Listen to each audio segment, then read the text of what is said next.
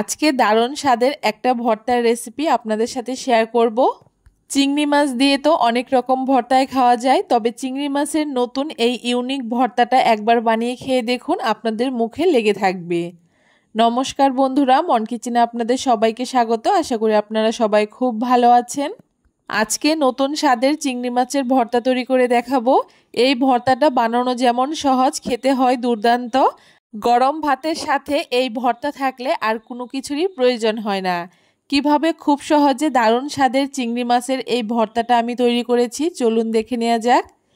প্রথমে উনানে একটা কড়াই বসিয়ে দিয়ে পরিমাণ মতো সরষের তেল দিয়ে দিয়েছি। যে কোনো ভর্তাতে একটুখানি সরষের তেলটা ব্যবহার করলেই বেশি ভালো লাগে খেতে। আপনারাও চেষ্টা করবেন সরষের তেলটা ব্যবহার করার জন্য। তেলটা খুব ভালো করে গরম হয়ে গেলে এখানে 1 চামচ মতো কালো জিরে ফোড়ন দিয়ে দিয়েছি। কালো জিরেটাকে হালকা করে একটুখানি ভেজে নেওয়ার পরে 15 থেকে 20 কোয়া রসুন দিয়ে দিয়েছি। ভর্তার মধ্যে একটুখানি রসুনের পরিমাণটা বেশি ব্যবহার করতে হয়, তাহলে খেতে বেশি টেস্টি হয়। তারপরে এখানে আমি স্বাদ অনুযায়ী ঝাল দিয়ে দিলাম। 3টে শুকনো লঙ্কা, 4টে কাঁচা লঙ্কা দিয়ে দিয়েছি।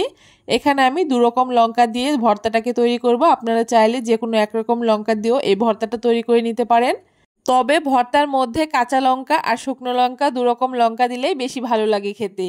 রসুন আর লঙ্কাটাকে হালকা করে ভেজে নেওয়ার পরে মিডিয়াম সাইজের 2টো পেঁয়াজকে আমি ছোট ছোট চৌকো করে কেটে নিয়েছি।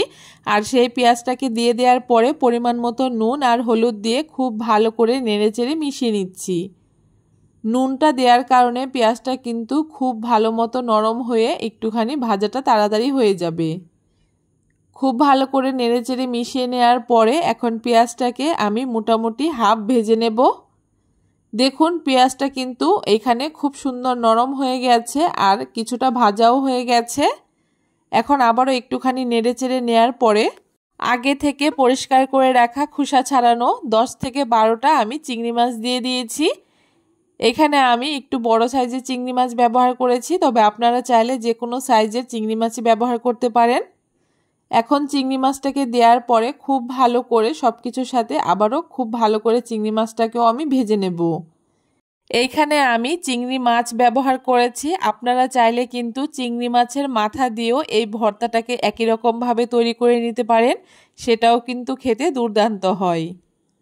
দেখুন চিংড়ি মাছটাকে দিয়েও আমি বেশ কিছুক্ষণ চিংড়ি মাছগুলোকে সমস্ত কিছুর সাথে একসাথে ভেজে নিয়েছি। তবে খুব বেশি পোড়া পোড়া করে ভাজা যাবে না, ঠিক এরকম করে একটুখানি ভেজে নিলেই হবে। সব কিছু খুব ভালো করে ভাজা হয়ে গেলে এখন স্বাদটাকে আরও বাড়ানোর জন্য এখানে 1 মুঠো ধনেপাতা দিচ্ছি। আপনারা কিন্তু এই ভর্তাটা ধনেপাতা ছাড়াও তৈরি করতে পারেন, তবে এই ভর্তাটার মধ্যে আপনারা সামান্য একটুখানি ধনেপাতা দেওয়ার চেষ্টা করবেন, কারণ এই ধনেপাতাটা দেওয়ার কারণে এই ভর্তাটার স্বাদ আরও দ্বিগুণ বেড়ে যায়। ধনেপাতাটা দেওয়ার পরে খুব বেশিক্ষণ নাড়াচাড়া করার প্রয়োজন নেই। মোটামুটি ধনেপাতাটা একটু নরম হয়ে গেলেই কিন্তু নামিয়ে নিতে হবে।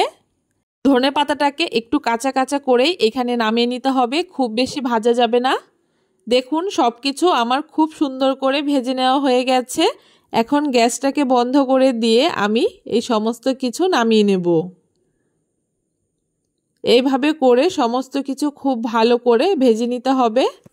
আর আপনারা অবশ্যই এখানে চিংড়ি মাছটাকে একদম টাটকা টাটকা ব্যবহার করবেন, তাহলে কিন্তু এই ভর্তাটা আরও বেশি টেস্টি হয়।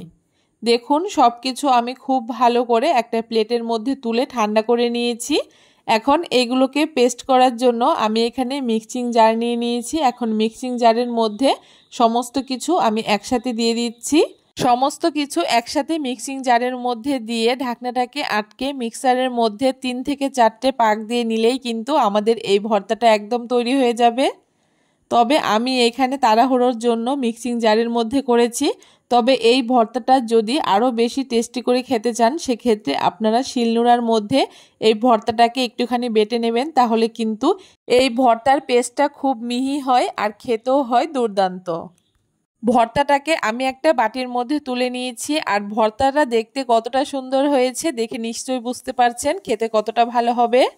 উপর থেকে আমি 1 চামচ মতো সর্ষের তেল দিয়ে দিচ্ছি, এতে খেতে আরও বেশি ভালো লাগে। এইভাবে করে একবার চিংড়ি মাছ দিয়ে আপনারা ভর্তা তৈরি করে খেয়ে দেখবেন, আশা করি আপনাদের খুবই ভালো লাগবে। আর কেমন লাগলো আজকের ভর্তার রেসিপি অবশ্যই কমেন্ট করে জানাতে ভুলবেন না। ভিডিওটা ভালো লাগলে অবশ্যই সবার সাথে শেয়ার করে আমার চ্যানেলটাকে সাবস্ক্রাইব করে দেবেন।